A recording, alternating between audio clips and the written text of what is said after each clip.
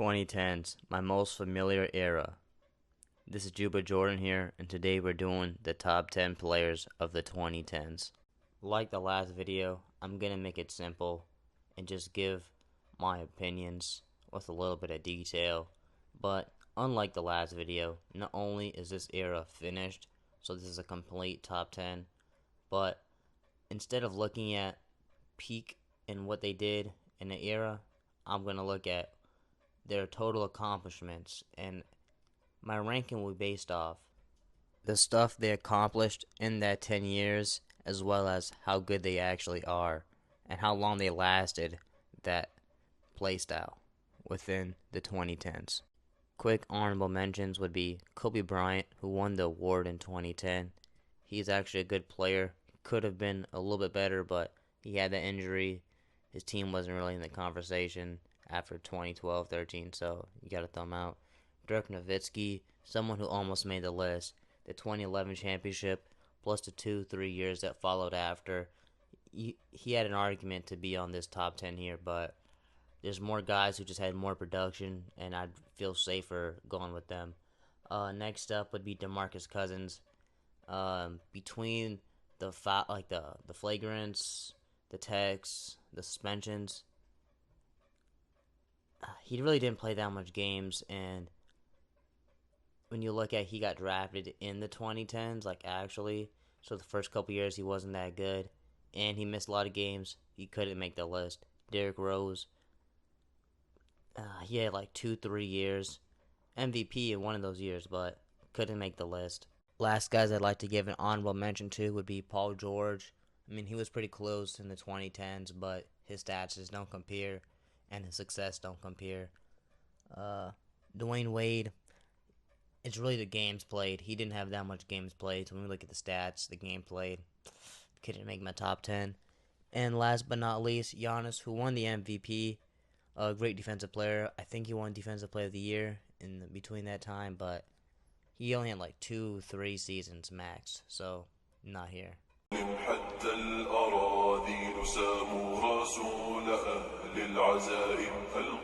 Carmelo had multiple seasons where he averaged over 24 points per game.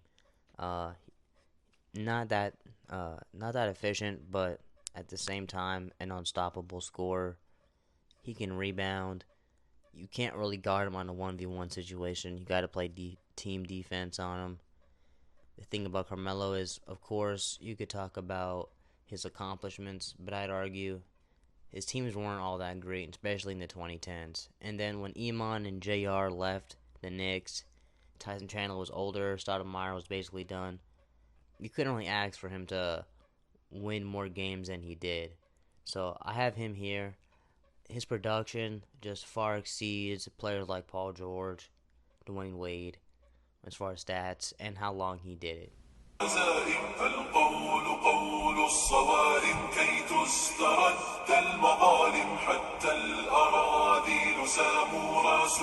Damian Lillard, with not the greatest team, made the Western Conference Finals in a tough Western Conference. He also, for 4 years, averaged 25 plus points per game. When watching Damian Lillard, which is my biggest reason for him being here, there's not that much players where you can say definitively is better than Damian Lillard, especially when he's cooking. His range, his ability to get to the hoop, and he's not a great playmaker, but he's not a bad playmaker. Damian Lillard, for me, though he doesn't have the accomplishments, just overall eye test and ability says this is where I'd place him.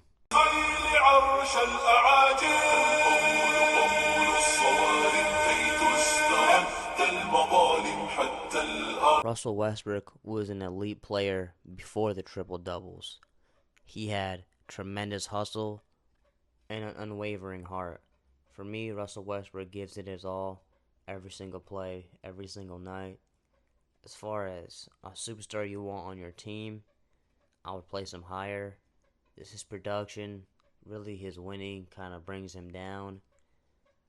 But at the end of the day, when you look at Russell Westbrook, the stats he put up during this era, the fact that he did win an MVP, he did make it to the finals. and was better player than Paul George on Paul George's MVP season. طول أهل العزائم فالقول قول الصوارم كي تسترد المظالم حتى الأراذل ساموا رسول.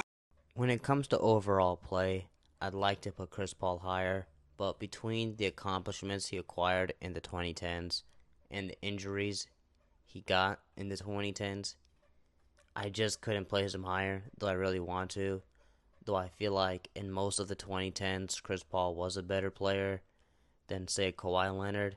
At the end of the day, Kawhi Leonard has some of the accomplishments, and you could say he hit Kawhi Leonard's peak of the 2010s was higher than Chris Paul's. So that's why a player like Kawhi Leonard is above Chris Paul. But just want to say, not only did we beat Kawhi Leonard after Kawhi Leonard's Spurs beat the Heat a year after or a year before, but we had also were the last team to beat the Warriors before they made that huge run. And yeah, we beat the Spurs. We get injured against the Rockets. So I have James Harden also ahead of Chris Paul, partly due to that series against the Rockets. But we were hurt against the Rockets. And I do feel like we could have done a lot more. And then again, he didn't have that much to show at the end, so this is where he is.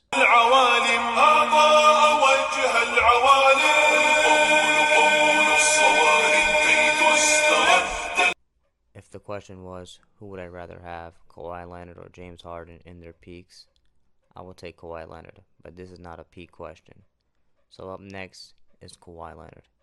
He has a 2019 championship. He has 2 Finals MVPs. He has 2014 championship, and I think he has 2 Defensive Player of the Year awards. So as far as accolades are concerned, he has accolades. His stats, I don't think they actually got good until 16, 17, if I'm not mistaken.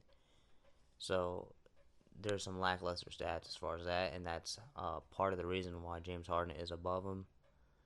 Another part of the reason is when the 2014 championship is concerned, you can make the argument James Harden would have helped the Spurs make noise instead of Kawhi.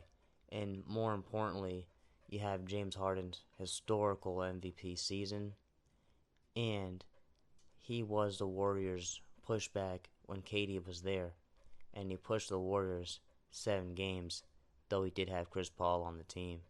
Kawhi Leonard's defense, his all-time defense, and his pretty solid offense, at least towards the end of the 2010s, is the highlight of his game and of his career. Definitely, if he played longer and was more healthy, not only could he be higher on this list, but he could have been higher, or at least made the 2010s, 2020s list.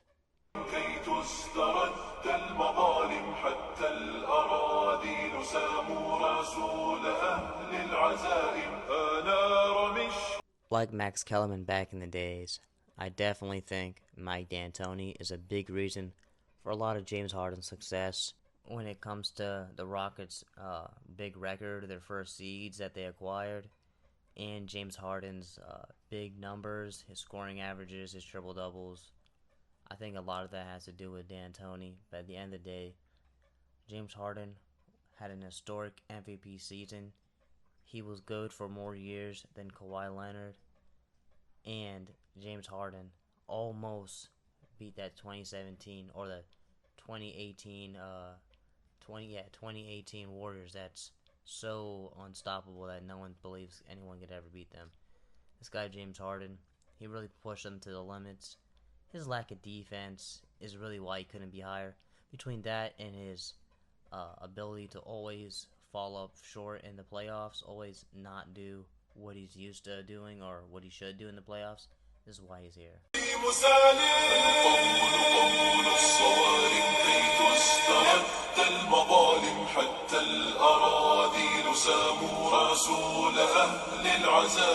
Call me a hypocrite, but at number 4, I have Anthony Davis.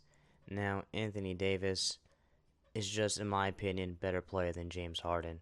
And if I had the years James Harden had in the 2010s, or I could have those few years of Anthony Davis when he was actually good in the 2010s, I'm going to take Anthony Davis. His ability to score the ball, get rebounds, play defense. He doesn't really get matched, to be honest. Especially in this time, he was really on his game, a top tier player.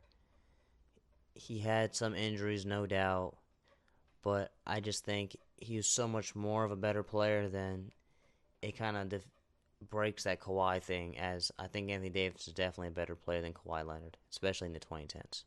Again, sorry for sounding like a broken record, but if Anthony Davis played with Chris Paul, or just had a better team than what the Pelicans had at the time, I think he would have had more playoff success, possibly even a championship. العزائم فالقول قول الصوارم كي تسترد المظالم حتى الأراضي سام. The debatable number 3, number 2 for the 2010s. I'll have Steph Curry here. Reason Steph Curry beats out everybody else, I mean, his peak during the 2010s, his team success, the finals trips, the big records, the first seeds, the unanimous MVP, the almost back-to-back unanimous MVP. Steph Curry was really something else, especially that time. I think he was a little bit sometimes not clutch in the playoffs during the 2010s, but that didn't really come into play too much, and he stepped up a lot of the times as well. He beat Kevin Durant in Oklahoma City. That is a big thing for him. Another thing for him is when Kevin Durant was on that team, he usually still acquired more of the defense's attention. But at the end of the day, when you look at all of the 2010s, there was a time where Stephen Curry was all right or just pretty good, and Kevin Durant was top tier throughout the whole 2010s. رسول أهل العزائم ما دنسوا لي حمانا لو طوقته الضراغم حثالة البغي صالت فأين عهد. It is in my personal belief that Kevin Durant was the best player on that Warriors team. It's in my personal belief that Kevin Durant was better than Stephen Curry during his whole run. I think Kevin Durant could have possibly won a championship if you swapped him out for Steph Curry. But my main thing is Stephen Curry wasn't that good for the whole 2010s, while Kevin Durant was good for the whole entire 2010s. 2014 MVP, two-time Finals MVP, Kevin Durant, in big moments. Though the Warriors were way better than the Cavs, there were times where the game was it could have been decided either way. It was a close game, and I saw either Kevin Durant outperform LeBron James in those situations, or just went out and got it like he should. Kevin Durant, he has his ifs, his here and there. Sometimes he didn't come up that big in certain games, but he doesn't have a playoff playoff aura where he's bad in the playoffs or anything like that. He's a pretty decent player when it comes to clutchness. It's really his leadership is his biggest weakness. And at the end of the day, even with leadership, I don't know if he would be as good as the next player on this list. القول قول الصوارم كي تسترد المظالم حتى الأراذيل ساموا رسول أهل العزائم القول. Don't think of this as a channel that hates LeBron James, more of a channel that tells the truth on LeBron James. Some players, some people, I've seen it. They've said Kevin Durant was better during that time. Some people said Curry was better at that time. I still see even people now say that. Definitely not the case. That was never true. There was never a time, in my opinion, where Kevin Durant was better than LeBron James. And I think only right now is Curry better than LeBron James. LeBron James, all-around player. His defense, better than the both of them. His playmaking, better than the both of them. His ability to drive to the rim, better than the both of them. And I'd argue their clutchness is around the same. Like, LeBron James is not MJ in the clutch, but he's at least Curry in the clutch, if not better. LeBron James, multiple MVPs, multiple finals appearances, multiple championships, all in the 2010s. He almost won a Defensive Player of the Year. At least good enough to be in the conversation for Defensive Player of the Year.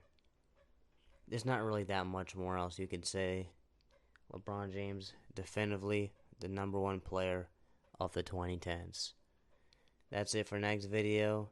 If you want to see where LeBron James ranks in the 2000s, like, subscribe, and stay tuned for the next video. Salam.